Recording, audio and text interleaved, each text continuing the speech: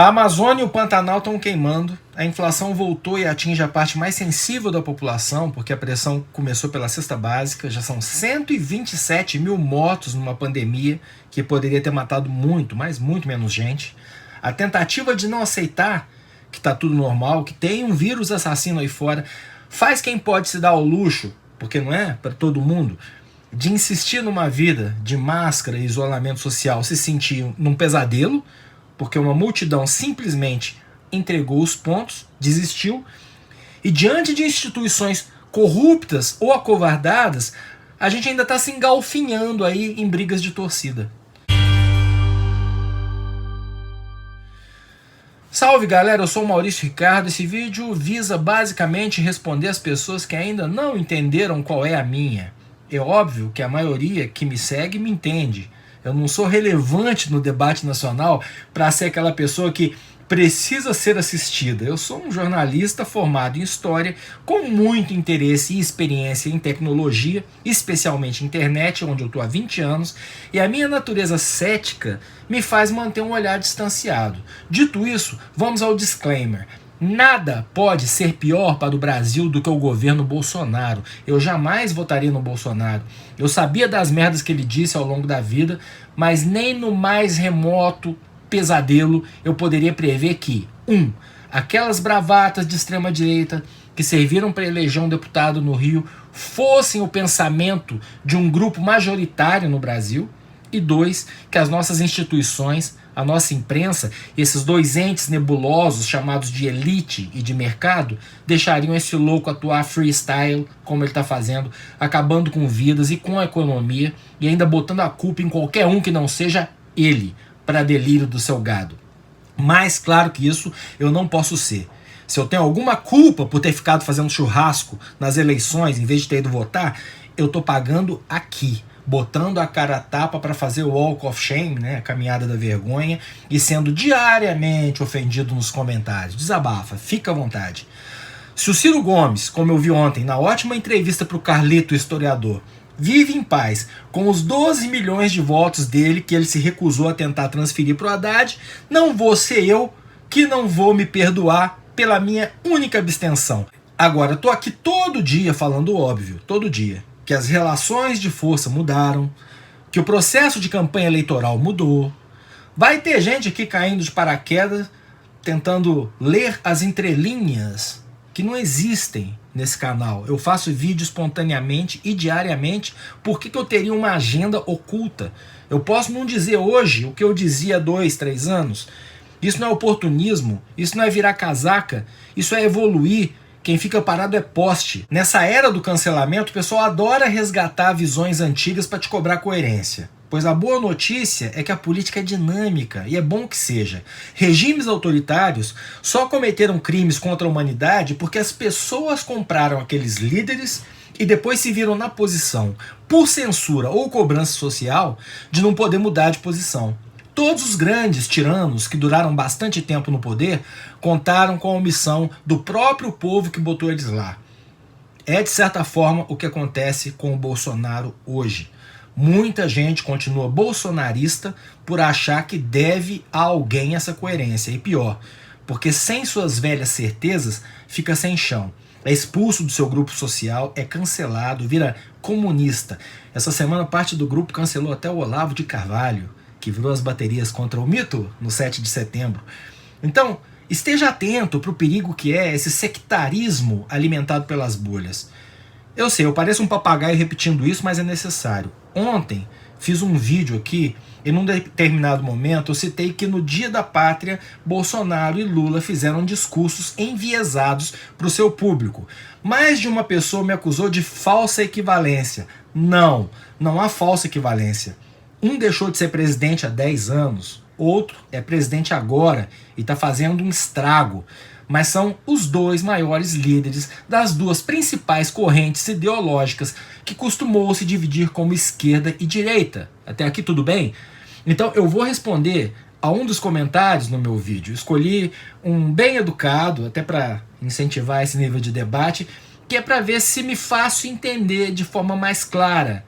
É o Thiago Urban que está me pedindo. MR, acho que valeria a pena um vídeo seu destacando os pontos dos discursos de Lula e Bolsonaro que são enviesados. Tem achado a sua insistência em equivaler petralhas e bolsolavistas meio rasas. Beijo de quem te admira há quase 2 décadas. Beijo, muito obrigado, Thiago.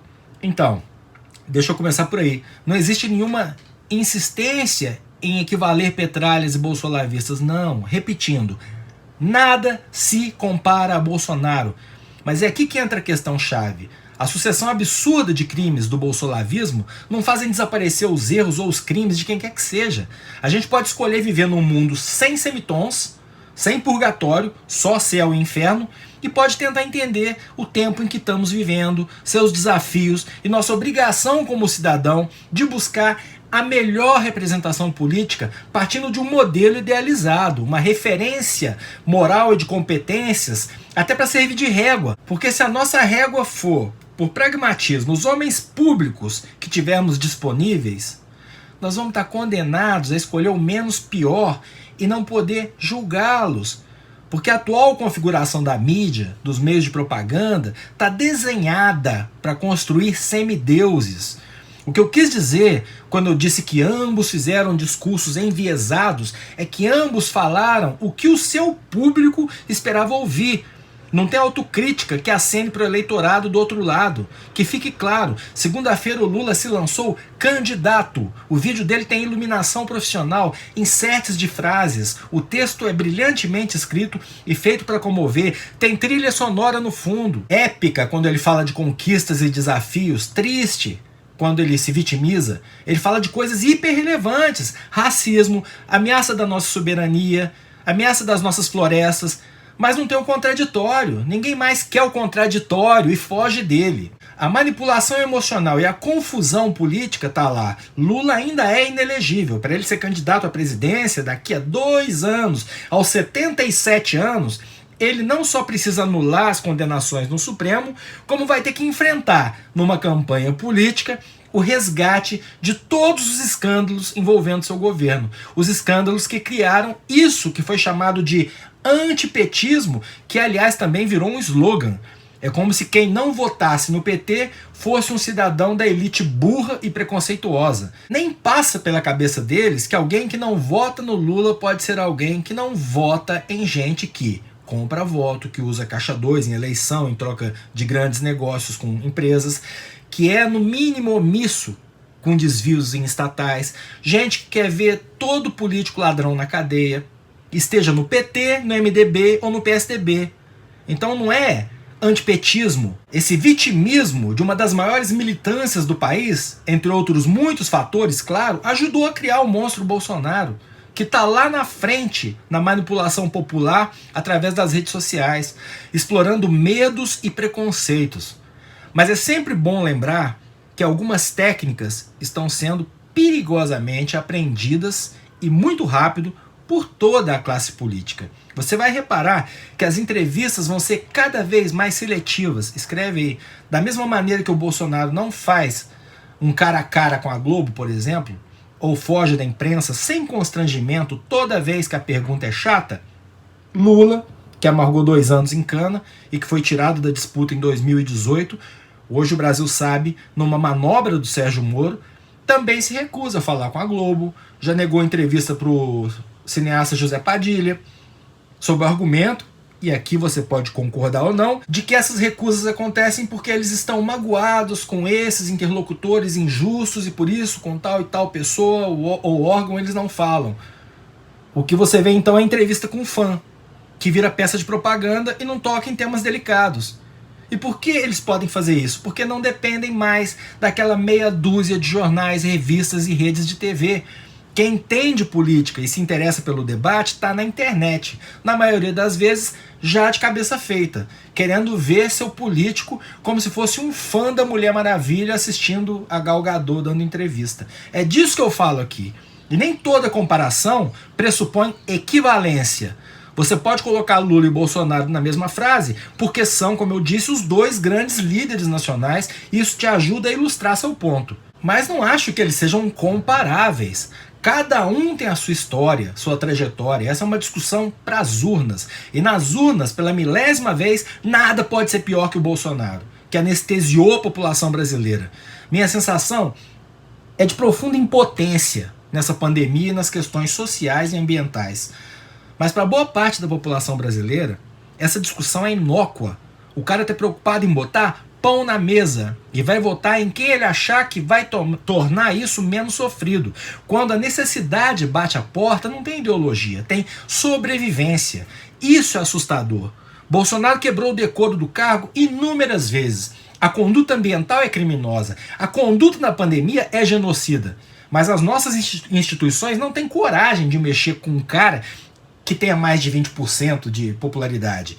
E o Bolsonaro está com 30%, 40%.